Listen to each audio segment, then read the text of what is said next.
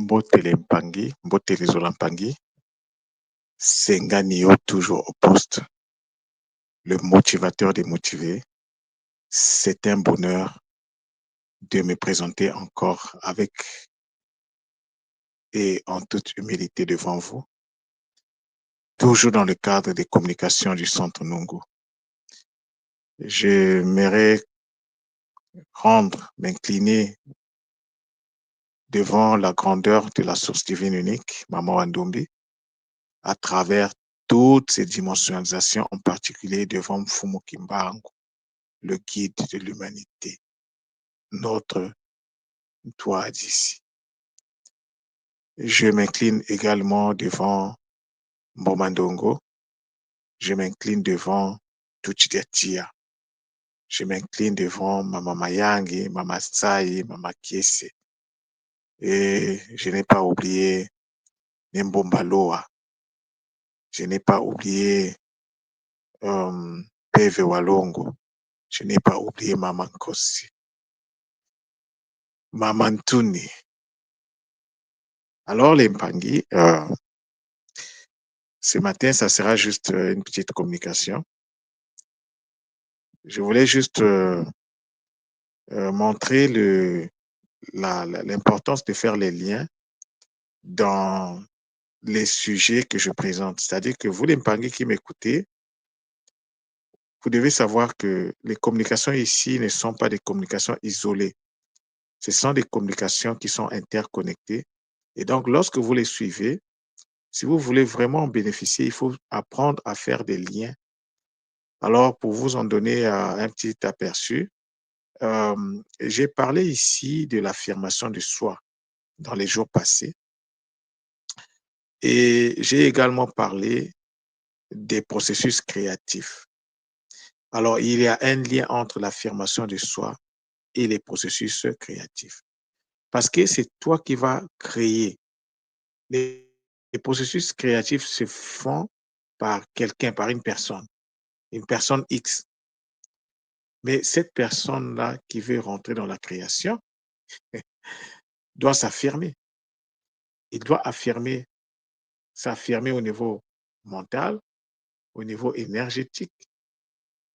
Il doit affirmer sa personne. Il doit reconnaître ses forces, ses faiblesses. Il doit savoir ce qu'il veut.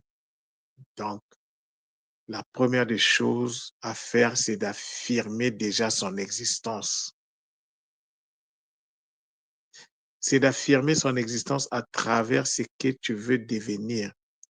Lorsque l'on dit que je sois, parce que c'est ça que j'appelle par affirmation, par rapport à l'affirmation de son être. Que je sois. La première chose, c'est d'affirmer son existence. Et oui, l'impact. Tu ne peux pas créer, tu ne peux pas rentrer dans la création si tu ne sais même pas qui tu es. Est-ce que tu as ton nom ou tes noms initiatiques, ton kombo et ton zina, est-ce que tu les as? Lorsque tu les as, qu'est-ce que tu en fais? C'est de ça qu'il s'agit. Il s'agit des questions ici, c'est-à-dire on est pratico-pratique. Alors, lorsque tu as ces deux noms, qu'est-ce que tu en fais? Ces deux noms, normalement, te permettent de te connecter aussi bien à la source qu'à ton environnement. Donc, il faut faire ça. Tu ne peux pas vivre le Bumuntu en étant déconnecté de l'environnement, en étant déconnecté d'une ça. Non, ce n'est pas possible. Et lorsque tu vis en connexion avec l'environnement, en connexion avec la source, en ce moment-là, tu es dans ce qu'on appelle le Kimpv. Et après, il faut rentrer dans le Kinzambi. Le Kinzambi et le Kimpv sont des choses qui s'appliquent à notre personne. C'est personnel. Le Kinzambi, c'est le côté pratique du Kimpv. Tu es connecté à toi, tu es connecté au divin, à la source, mais il ne faut pas oublier que tu viens d'une famille, que tu sors d'une lignée qui est là depuis des millions d'années. Alors, tu ne peux pas ignorer cela. Tu dois te connecter aux consciences matiques de ta lignée qui peuvent t'aider à faire le Kisalo. C'est ça.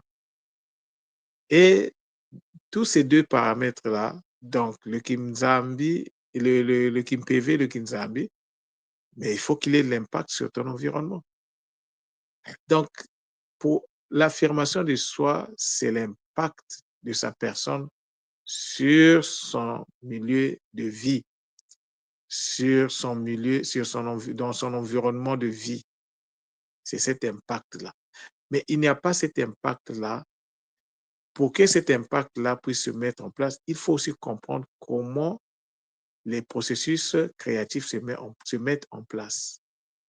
Les processus créatifs. Bon, je ne vais pas expliquer l'explication de l'explication. J'ai déjà parlé de ça. Les Mpangui qui n'ont pas eu la possibilité d'écouter ça, ben, vous pouvez faire un tour sur l'espace Kulongo Kakikongo, là où j'ai abordé ces deux thématiques-là. Donc, nous devons savoir qu'est-ce que nous voulons et surtout éviter d'être dans les excuses perpétuelles. Oui, les excuses sont importantes, mais si à chaque problème que nous avons, lorsqu'il s'agit de se lancer pour résoudre les problèmes, si on brille par des excuses, on disait, oh, si je ne peux pas faire telle chose, c'est parce que, c'est parce que, c'est parce que tu justifies ton état, tu justifies ton manque de prise d'initiative à travers ce que tu as été dans le passé ou à travers ce que tu as hérité vis-à-vis de notre incarnation actuelle. Si tu persistes dans cet état, tu ne peux pas, ça ne peut pas marcher. L'affirmation de soi est quelque chose sur lequel nous devons vraiment être très conscients. Si tu ne t'affirmes pas, tu ne peux pas t'imposer dans ce monde-là. Si tu ne t'affirmes pas, même Isfet va te balayer, il va en fait, tu ne peux pas l'impacter. Il va continuer à te contrôler. Il faut à un certain moment lui dire, maintenant, assez, c'est assez, comme on dit ici, maintenant, va regarder ailleurs. C'est ça aussi l'affirmation de soi.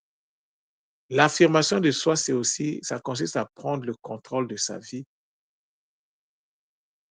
Ça consiste à être conscient que mes problèmes, c'est moi qui les ai créés et les solutions doivent venir de moi. Ça, c'est l'affirmation de soi aussi. L'affirmation de soi ne consiste pas à rester, à se mettre à pleurer lorsque Isfet nous donne une de ses baffes. Lorsqu'on se fait recadrer, ça fait mal hein, lorsqu'on te recadre. Ça fait mal, mais il faut supporter la douleur. C'est un mal nécessaire. Parce qu'on ne peut que encadrer ce qui est encadrable. C'est-à-dire que tu ne te poses pas, tu ne te mets pas sur dans un rapport où tu es connecté donc, à l'harmonie d'Inza. Il faut bien qu'on te cadre, qu'on te recadre pour que tu reviennes donc, dans l'harmonie d'Inza. C'est important. Mais il y a plusieurs façons. Tu peux le faire par toi-même. Tu peux le faire aussi, l'environnement peut le faire, un pangui peut le faire, peut t'aider à accéder à ça. Mais si un pangui le fait pour toi, est-ce que ce pangui-là est mauvais? Non, il n'est pas mauvais. C'est de l'isola. Il te permet de t'améliorer. Les critiques sont d'une importance capitale. Mais l'objectif, c'est qu'on ne reste pas dans la critique. La bonne critique consiste à proposer. Lorsque tu critiques ce que l'autre fait, il faut proposer. Mais ce que tu proposes, il faut que ça soit aligné avec le NZA. Parce qu'il ne faut pas proposer des choses qui n'ont ni tête ni queue. Tu proposes une solution, est-ce que toi-même est-ce que tu as déjà vécu ce que tu proposes? Ou bien tu proposes parce qu'il faut proposer? C'est de cela qu'il s'agit. Lorsque tu dois, par exemple, faire le recadrage, Il faut t'assurer que oui, tu es conscient il faut recadrer et proposer. Il faut être juste conscient que ce que tu proposes est fonctionnel, que ça marche. Que lorsque tu vas dire à un Mpangui: «Écoute, regarde ce que tu peux faire», que lorsque le Mpangui va faire ça, va suivre tes conseils, que ça soit qu'il puisse rentrer dans un résultat qu'il va apprécier. Mais lorsque tu proposes quelque chose qui n'est même pas fonctionnel, ça veut dire que, je ne sais pas, il était même mieux pour toi de ne même pas proposer. Parce que toi-même, on peut aussi te proposer. On peut te recadrer, toi qui veux enfin, qui veut recadrer, mais on peut te recadrer toi-même aussi. C'est pour ça il faut vraiment faire attention. Il faut vraiment faire attention. Il y a beaucoup de choses parfois on propose dans la vie qui ne fonctionnent pas. Ça crée parfois des frustrations, mais tu proposes ça quand même à l'autre. Est-ce que ce que tu proposes à l'autre, ça fonctionne vraiment? Nous sommes dans un réseau. Nous pouvons assister l'Impangui. L'Impangui, il faut qu'on soit dans quelque chose de, je dirais pas dans la vérité, mais il faut que tout ce que nous faisons s'inscrit dans un rapport de fonctionnalité. C'est-à-dire que ce que tu fais, il faut que ça fonctionne. Et si ça ne fonctionne pas, tu cherches la cause et tu corriges. C'est ça l'impagné. Bon, là, je parle à mot couvert, mais c'est juste pour dire l'impagné. Dans la communauté, on n'a pas le choix. C'est-à-dire qu'en tant qu'humain, on doit vivre en communauté. Et vivre en communauté a ses challenges, a ses réalités. C'est pour cela, dans la façon de parler de nos ancêtres nous ont parlé de l'histoire des porcs-épics. Vous savez, les porcs-épics, ils ont des piquants. Alors, ces porcs-épics-là vivaient dans un territoire, il faisait froid. Au début, ils avaient pris conscience que le fait de rester groupés, ça va produire de la chaleur. Et cette chaleur-là va nous protéger par rapport à la température. Mais le fait pour eux de se regrouper, les piquants des uns piquaient les autres. Et ça créait beaucoup de problèmes. Alors, les porcs-épics, dans un élan de trouver des solutions, qu'est-ce qu'ils ont décidé? Ils ont décidé que non, pour éviter les piquants, chacun doit aller de son côté. Il faut se séparer. Parce que lorsqu'on se met ensemble, on se fait piquer mutuellement. Et ça crée de la frustration au sein du groupe, de la communauté des porcs-épics. Alors, ils ont pris la décision que chacun devait prendre sa direction. Donc, ils devaient s'éparpiller. Mais en s'éparpillant, sauf que le froid les a rattrapés. Ils se sont rendus compte que la population des porcs-épics diminuait juste par le fait qu'ils n'étaient pas capables de lutter contre le froid, de se prémunir contre le froid. Alors, ils organisèrent une autre réunion. Et là, ils se sont dit non, la décision qu'on avait prise là, elle n'était pas bonne. C'est mieux qu'on reste en vie, même si on doit se piquer les uns les autres. C'est ainsi qu'ils remirent en place leur communauté des porcs-épics. Ils avaient compris que non, on peut se piquer. Mieux vaut une piqûre que la mort. Lorsque tu t'écartes du groupe, tu es en train de demander en fait, tu es en train de travailler le, pour le fait que tu vas t'éteindre. Tu vas être vulnérable aux attaques. Mais lorsqu'on est ensemble, mais la communauté te protège. L'impact. La sagesse que les porcs-épics nous enseignent, nous qui sommes en train de rentrer dans le verseau, que la communauté des porcs-épics, que l'histoire des porcs-épics nous apporte la sagesse pour comprendre que dans toutes les communautés, il y aura toujours des problèmes, mais que les problèmes trouvent toujours des solutions. que nous devons éviter d'aller à l'extrême dans la prise de décision. Parce que lorsque nous allons à l'extrême, en fait, même celui qui prend la décision là, s'auto-détruit. Alors, l'Impangé, à travers la communication d'aujourd'hui, nous allons comprendre que il est important d'être en communauté, mais la communauté doit être vivante. Il faut des activités dans la communauté. Mais la plus grande activité, c'est de comprendre déjà comment la communauté doit fonctionner. Et pour que la communauté fonctionne, nous devons tous être dans un rapport d'humilité, parce que nul n'a la vérité infuse. Nul n'a la vérité infuse en lui. Mais c'est les différentes portions des vérités de tout un chacun qui va faire qu'on va se retrouver comme étant, comme ayant la vérité, je dirais, euh, la vérité totale. La vérité totale, c'est la contribution des vérités individuelles que chacun arrive à canaliser et à mettre au service de la communauté. C'est de cela qu'il est question. Une communauté qui n'a pas de problème, c'est une communauté qui va mourir parce qu'il va se dire, OK, on n'a plus de problème. Mais si tu n'as plus de problème, ça veut dire que tu n'as plus ta place ici dans l'UNZA. Donc, la présence des problèmes, c'est normal. Mais les problèmes, il faut les dompter. Il faut leur trouver des solutions. Et lorsque vous aurez fini de régler le problème, le premier problème, un autre problème va émerger, va prendre la place. Et celui-là également, vous devez les régler. Ainsi de suite. C'est ainsi qu'une communauté forte fonctionne. Donc, nous devons être non pas seulement dans l'affirmation de soi, mais nous devons nous affirmer dans la communauté et comprendre aussi les processus créatifs. Il faut être créatif dans la communauté. La communauté doit vivre.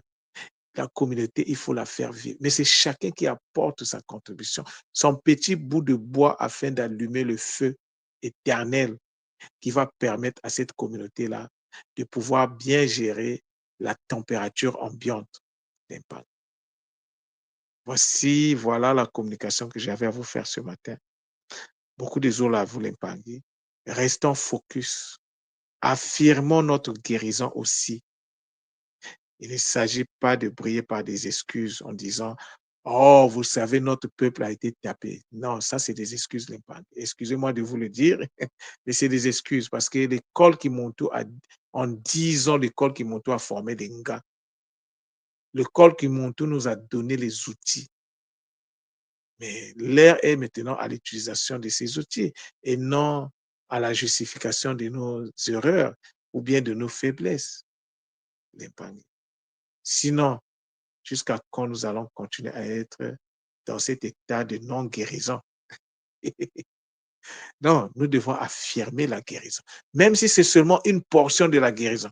Si la totalité, c'est 100, mais que tu as déjà accès à 20%, utilise ça pour monter à 100. Il ne faut pas dire, oh, je n'ai que 20%. Non. Parce que pour arriver à 100, il faut que tu commences quelque part. Mais il faut que tu ajoutes chaque jour un peu plus. Tu étais à 5%, tu montes à 7, après c'est 10, après c'est 15, après c'est 20. Le Kisalo ne peut pas s'arrêter, comme dit tout le monde. Maintenant, on doit vous l'épargner, maintenant, on doit vous qui prenez le temps d'écouter et surtout d'appliquer. Beaucoup de Zola, on est ensemble et donc, restons focus. Maintenant.